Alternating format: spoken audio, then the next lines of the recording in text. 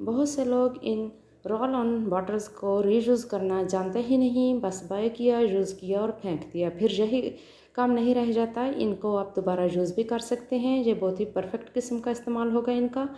मैं आज आपके साथ शेयर करूंगी जी कि इन बॉटल को आप कैसे इस्तेमाल कर सकते हैं।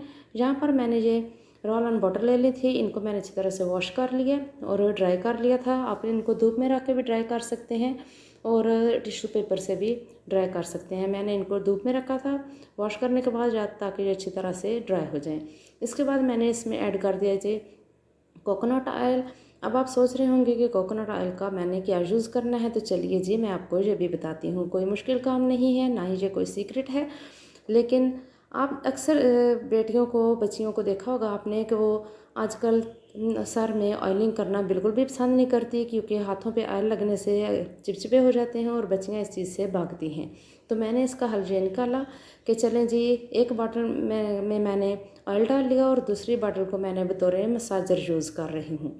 और ये इतना परफेक्ट तरीका है कि ना तो इससे हाथ ऑयली होते हैं और ना ही चिपचिपापन होता है। और लड़कियां जो हैं वो अपने खुद भी सर में मसाज कर सकती हैं। एक से ऑयल लगाएं और दूसरी से मसाज करें। कैसी लगी आपको ये टिप, कमेंट्स में ज़रूर बताइएगा। और अगर आप मेरे चैनल पर नए हैं तो वीडियो को लाइक कर दें और मेरे चैनल को सब्सक्राइब भी कर दें और अपने प्यारों में मेरी वीडियो को शेयर भी कर दें। बहुत शुक्रिया।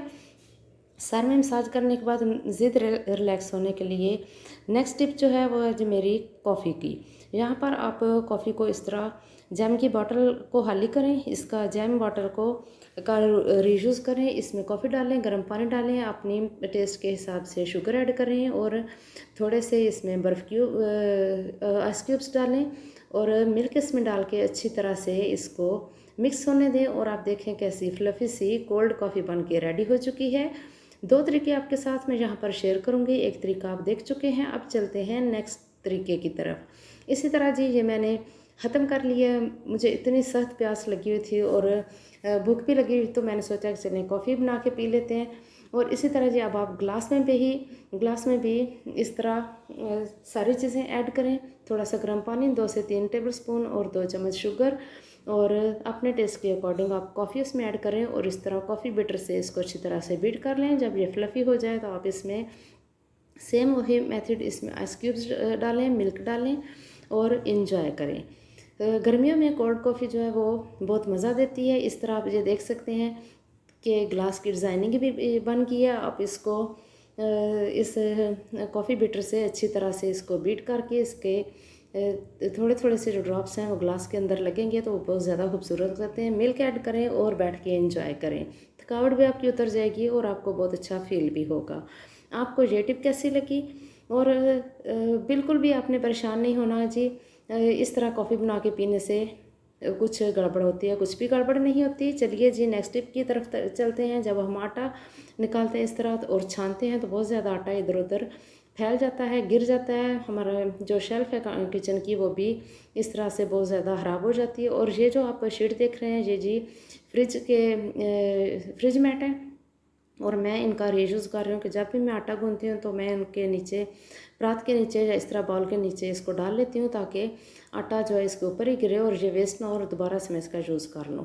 और अब जी आप ये देख सकते हैं कि मैं किस तरीके से आटा छानने लगी हूँ। इससे बिल्कुल भी आटा वेस्ट नहीं होगा, ना ज़ाया होगा और ना ही ये इधर उधर गिरेगा, ना ही किचन मैसी होगा, ना ही हमें तरद्दुद करना पड़ेगा, दोबारा सफाई भी नहीं करनी पड़ेगी। देख सकते हैं आप कितना नीटली आटा छानने हो गया है। ये टिप कैसी लगी? और आप ये देखें जी इतनी बदसूरत सी ये बोतलें हैं और मेरा बिल्कुल भी दिल नहीं कर रहा था कि इनको मैं यूज़ करूं, लेकिन उन बेचारे बहन भाइयों के लिए कि जो बाज़ार की महंगी महंगी फ्रिज वाटर अफोर्ड नहीं कर सकते, उनके लिए ये बेस्ट टिप है। हाँ, और हम भी अक्सर इसी तरह ये यूज़ करते हैं।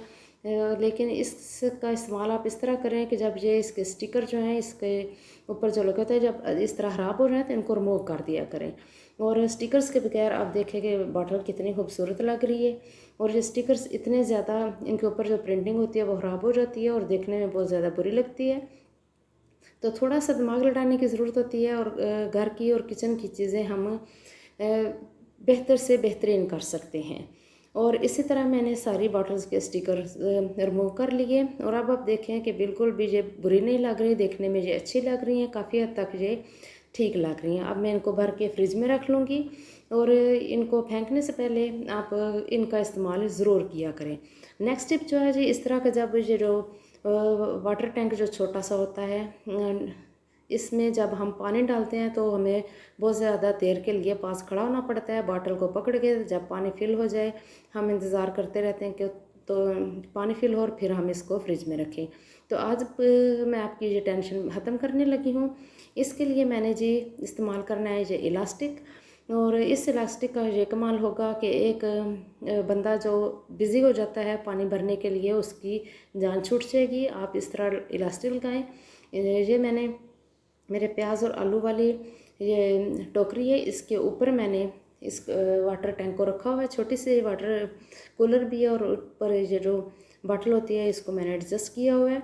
तो आप जहाँ पर अपनी बॉटल रखते हैं, इस तरह का कूलर रखते हैं, वहाँ पर आप छोटी सी कोई भी हुक लगा लें तो बहुत आसानी हो जाएगी आपको इस तरह ये जुगाड़ लगाने में। मैंने यहाँ पर जी इलास्टिक की डबल लेयर लगा ली है और इसको अच्छी तरह से कसकर मैंने इसकी नॉट लगा लेनी है ताकि ये बिल्कुल भी लूज़ ना हो और जब मैं इसको इस्तेमाल करूँ तो मुझे परेशानी ना हो और बार बार मुझे इसकी नॉट ना लगानी पड़े। नॉट को अपने अच्छी तरह से कस के लगा लेना है और इसका बाकी जो इलास्टिक है वो मैं कट कर दूँगी। ये देख सकते हैं आपकी इलास्टिक बड़ा था तो मैंने इसको काट देना है यहाँ से। इसको मैं लगाने के बाद अपना काम करती रहूँगी और इस पर नज़र भी रखूँगी। जैसे बॉटल फिल हो जाएगी तो मैं इसको बंद कर दूँगी। इस तरह ये जो मैंने इलास्टिक लगाया है, ये डबल इलास्टिक है, इसको खींच के आपने बॉटल की नेक पे चढ़ाना है और यहाँ पर आपने टैप को खोल देना है तो पानी इसमें फिल होता रहेगा, बॉटल बिल्कुल भी नहीं गिरेगी और आपको परेशानी का सामना नहीं करना पड़ेगा, ना ही आपको इसके पास बैठ के तो पानी डालना पड़ेगा। जी देख सकते हैं कि कितनी आसानी हो गई है। कैसी लगी आपको मेरी ये आज की टिप? कमेंट्स में आकर बताया करें कि आपको मेरा काम कैसा लग रहा है, मेरी वीडियोस कैसी लग रही है। और अगर आपको अच्छी लगती हैं तो प्लीज़ अपनी राय का इजहार ज़रूर किया कीजिए।